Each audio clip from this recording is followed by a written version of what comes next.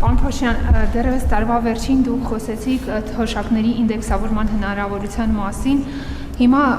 կառավարությունը քննարկում է իր հնգամյա ծրագիրը եւ մինչեւ սեպտեմբերի վերջ պետք է կառավարության հաստատման ներկայացնի նաեւ եկող տարվա բյուջեի նախագիծը։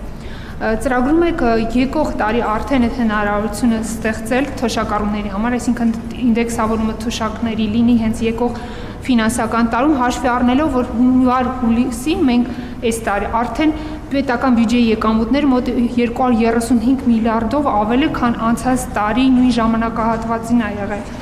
Իսկ ապրիլ 1-ին, երբ որ թոշակները բարձրացվեց մոտ 10,000 դրամով, նշվեց, որ ամբողջ տարվա այդ գումարը բյուջեն մոտ 80 միլիարդ է, այսինքն ստացվում է բյուջեն այդ հնարավորությունները արդեն ունի։ Հնարավոր է, որ եկող տարվանից սկսվի արդեն այդ գործընթացը։ Շնորհակալություն։ Նախընտրական շրջանում ես հստակ ասել եմ, որ մենք այդպիսի առաջին որոշումը կկայացնենք 2028 թվականի հունվարի 1-ից։ Ինչու 2028 թվականի հունվարի 1-ից, որովհետև դուք գիտեք, որ ամեն տարի վիճակագրության կոմիտեն նախորդ տարվա տնտեսական արդյունքները հրապարակում է փետրվարին։ Այսինքն ավելի շուտ մենք տարվա գնաճային ցուցանիշները չենք կարող իմանալ, իսկ արդեն ապրիլից սկսվում է բյուջետային գործընթացը, ապրիլի վերջից մայիսից, միջնաժամկետ ծախսերի ծրագրեր եւ այլն, այսինքն ինչպես հայտարարել եմ, այնպես էլ կանենք։ Առաջին նման որոշումը կլինի 2028 թվականի հունվարի 1-ից, բայց մենք, քանի որ սոցիալական թեմաներին անդրադարձակ, ես չգիտեմ նկատվել է արդյոք ձեր կողմից թե չէ, բայց երեք մենք քննարկեցինք մինչև 200,000 դրամ աշխատավարձ ստացողներին առողջության ապահովագրության համակարգ ներառելու հետ կապված հարցը եւ ես խնդիր եմ առաջադրել, որ դա տեղի ունենա 2027 թվականի հունվարի 1-ից եւ երեք մենք կոնկրետ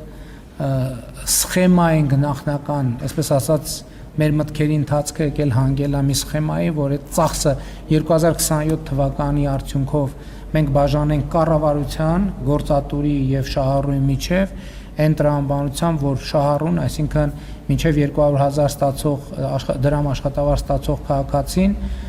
զինծառայողների ապահովագրության հիմնադրամին 2026 թվականի հունվարի 1-ից վճարում է 2000 դրամով ավելի պակաս։ Հիմա մենք այդ 2000 դրամը հունվարի 1-ից կուղենք իրենց առողջության ապահովագրության, այսինքն ամեն մարդ իր համար առողջության ապահովագրության ձեռքբերմանը եւ նաեւ գործատուի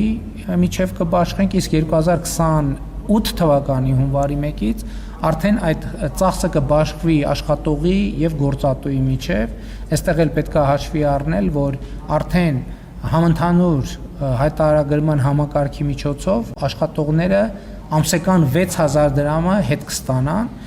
այսինքն կստացվի, որ 2028 թվականից ամեն ամիս, իհարկե կախված նաեւ առողջության ապահովագրության համակարգի գներից, որովհետև գինն էլ է էական, այդ գինն էլ է փոխվում գնաճի հետ զուգընթաց, բայց այսօրվա գներով հաշված 6000 դրամը կվճարեն քաղաքացիները, պակասող մասը կվճարեն գործատուները, մինչև այն պահ, երբ որ աշխատավարձը 200,000 դրամը գերազանցել է։ Երբ որ 200,000 դրամը գերազանցի, արդեն սովորական ընթացակարգով տեղի կունենա առողջության ապահովագրության ձեռքբերումը։ Այսինքն 27 թվականի 205,000 ստացողների համար կարգ պահպանվելու է ոնց որ այո, կարգը պահպան, ոչ, այնտեղ մենք այս տարի սուբսիդավորում ենք, ոնց որ պայմանավորվել ենք։ Մենք ամեն տարի խմբերի մուտքը ապահովելու համար սահուն ձևով խմբերին սուբսիդավորում ենք մի տարի սուբսիդավորումը, հիմա այն սուբսիդավորումը, որ կա 27 թվականին 200-ից 500,000 դրամ ստացողների համար, այդ սուբսիդավորումը մենք կտեղափոխենք մինչև 200,000 դրամ ստացողների համար, իսկ 200-ից 500,000 դրամ ստացողները արդեն էլի իրենք կվճարեն, ինչպես եւ ի սկզբանե հայտարարվել է համակարգը ներդնելիս։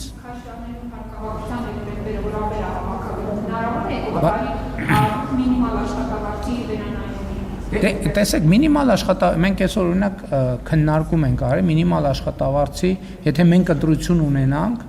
ասենք նվազագույն աշխատավարձը ավելացնել, թե առողջության ապահովագրության ձեռքբերման խնդիրը լուծել, որն է ճիշտ կատարել։ Իհարկե առողջության ապահովագրությունը, որտեղ այսօր 75000 դրամ է նվազագույն աշխատավարձը, եթե մենք նույնիսկ կրկնապատկենք նվազագույն աշխատավարձը, ելի այդ մարդիկ չեն ընկնում առողջության ապահովագրության ձեռքբերման համակարգի մեջ եւ մեզ համար այսօր կարեւոր է մարդկանց առողջության նվազագույն կարիքները ապահովել եւ նաեւ այն կանխավարկածով, որ 200,000 դրամ եւ պակաս աշխատավարձ ունեցողների սեգմենտում այնուամենայնիվ ամենամեծ ստվերը գոյություն ունի աշխատավարձերի, այսպես ասած կանխիկով աշխատավարձի պրակտիկան ցավոք վերացված չի Հայաստանում եւ մենք ուզում ենք ոչ թե խրախուսենք դա, այլ ընդհակառակը ուզում ենք խթաններ ստեղծենք, որպեսզի այդ ստվերը կրճատվի։